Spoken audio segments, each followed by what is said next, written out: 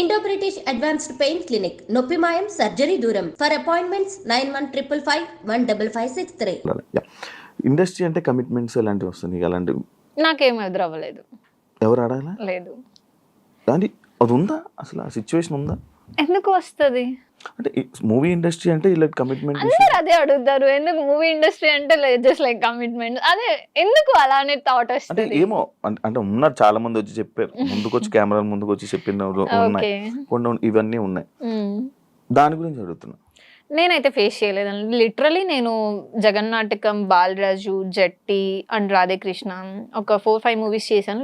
ఇప్పుడు కూడా లాస్ట్ 2024లో ఒక మూవీ స్టార్ట్ అయింది. సో చేసిన వర్క్ డైరెక్టర్స్ అయితే సో నాకు వర్క్ బేస్డే కాంటాక్ట్ అయ్యారు, వర్క్ చేసుకున్నా వచ్చిన. నేనైతే స్ట్రగుల్ అవ్వలేదు ఎక్కడ. వంశీ ఫార్మ్స్లోకి వెళ్దాం. మీకు అందులో ఉండే ప్రొడక్ట్స్ అన్నీ మీకు జెన్యూన్ ఆర్గానిక్ అని అనిపించింది? యా. ఎలా? నేను వెళ్ళి చూశాను కదండి. ఏమేమి చూసారు? లైక్ ఫార్మింగ్ చేసినప్పుడు బెంగళూరు వెళ్ళాను. అక్కడ మార్కెట్లో వాళ్ళ వెజిటేబుల్స్ కానీ ఏదైనా పండించిన వాళ్ళ దగ్గరే తీసుకుంటున్నారు.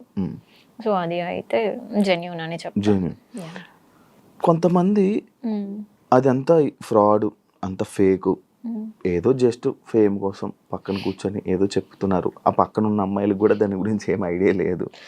ఐడియా లేదు అనేమో, నాకు మేబీ ఉందో లేదో, నాకు వేరే అమ్మాయిల గురించి అయితే తెలీదు. బట్ లిటరలీ నాకైతే కొంచెం ఐడియా ఉంది, ఎందుకంటే డాడీ వాళ్ళు కూడా చేస్తారు. సో నాకు లిటిల్ బిట్ కొంచెం అయితే ఐడియా ఉంది. కానీ తన ప్రాసెస్లో చేంజ్ చేసుకోవాలన్న రీజన్ వచ్చేసి నాకు చెప్పడం లైక్ ఇంకా ఎక్కువ గ్రోత్ వెళ్తుందేమో అన్న కాన్సెప్ట్ బేస్తో నాకు చెప్పారు. అంటే వాళ్ళ ప్రొఫైల్ ఇంకా హైకి వెళ్ళాలి, ఇంకా సేల్స్ బాగుండాలి అని చెప్పేసి. మరి వాళ్ళు ఇప్పుడు రీసెంట్లీ షాప్ కూడా క్లోజ్ చేసుకున్నారు. సో నాకు కూడా కొంచెం హట్ అయినట్టు అనిపించింది, బాధ అనిపించింది. ఎందుకంటే లిటరలీ ఎవరికైనా అనిపిస్తుంది, నేను వర్క్ చేసా, నేను అంటే వాట్ ఎవర్, నాకైతే ఏది రాంగ్ జరగలేదండి. అక్కడ వర్క్ చేసుకున్నాను, వచ్చాను, పేమెంట్ తీసుకున్నా. సడన్లీ షాప్ క్లోజ్ చేసుకుంటా అనగానే నాకు ఎస్ పాపం చాలా లాస్ అయింది. అండ్ లిటరలీ ఇంటీరియర్ కానీ అక్కడ షాప్ది కానీ సో మంచిగా ఉంటది అన్నమాట. సో అక్కడ ఏది ఉన్నా బట్ బిజినెస్ లాస్ వల్ల క్లోజ్ చేసేసుకుంటున్నాను. సీరియల్స్ బెస్టా, మూవీస్ బెస్టా? అంటే 100% మూవీస్. మూవీసే బెస్ట్ అంటారా? అంటే పైసలు ఎక్కువ, టైం తక్కువ? అలా ఏం లేదు, బట్ మూవీస్ అండి. ఆ ఫీల్ బాగుంటది. Arpita commercial compulsory. అంటే డబ్బుల కోసం సినిమాలు చేస్తారా? అలా ఏం లేదు. సినిమాలు చేస్తే డబ్బులు వస్తాయని చేస్తారా? అలా ఏం లేదు. రెండు, నాకు పేరు రావాలి, డబ్బు రావాలి, అన్నీ కావాలి. డబ్బు కోసమే అనుకుంటే ఏమైనా చేయొచ్చు. సో నాకు వాట్ ఎవర్, నాకు నేమ్ కూడా కావాలి. సో మూవీస్ అయితే బాగుంటుంది అనుకున్నాను. అసలు ఇంతకీ కమర్షియలా? నీకేమనిపించింది? నార్మల్ అడుగుతున్నా, మన ఇద్దరు కూడా డిస్కషన్ ఉంది. అరే బాగా అవుతున్నారు అంటే వద్దులేండి టాపిక్. సరే మీరేమనుకుంటున్నారు చెప్పండి. నార్మల్ అడుగుతున్నా. నాకు అంటే లైక్ అరే ఇప్పుడు ఏ రోల్ అయినా ఇప్పుడు నార్మల్ గా చేస్తాం, మనకు సినిమా ఆఫర్ వస్తే చాలు అని అనుకునే కొంతమంది ఏంటి, ఇప్పుడు నీకు ఒక రోల్ వచ్చింది నార్మల్ గా, నువ్వు ఒక రోల్ చేయాలి ఫ్రీగా, నీ డేట్స్ ఒక 100 రోజులు కావాలి, లేకపోతే ఒక 30 రోజులు కావాలి, నీ డేట్స్ చేస్తావా ఫ్రీ? ఎందుకు?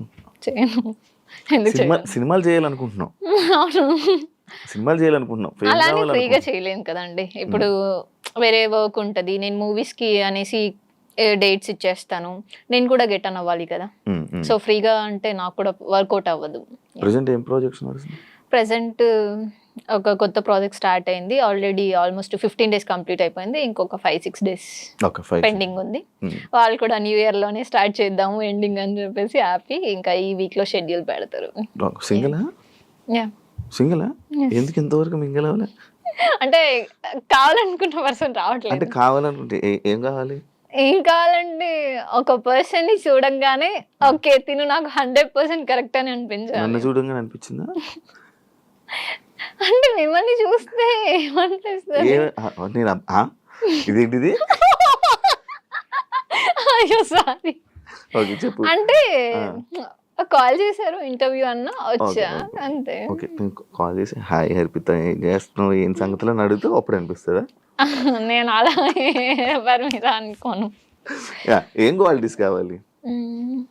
మంచిగా చూసుకోవాలి. చూసుకుంటాను ఇంకా. మీరు కాదు.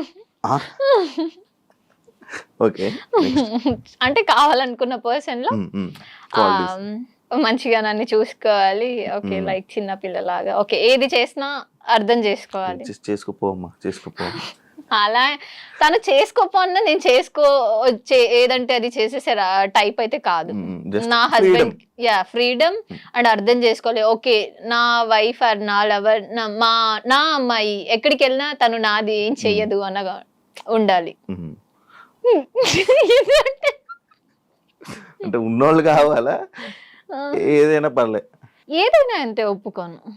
100% ఉండాలి అండి, ఉండాలి. అంటే ఇప్పుడు డబ్బు కోసమే ప్రేమిస్తావా?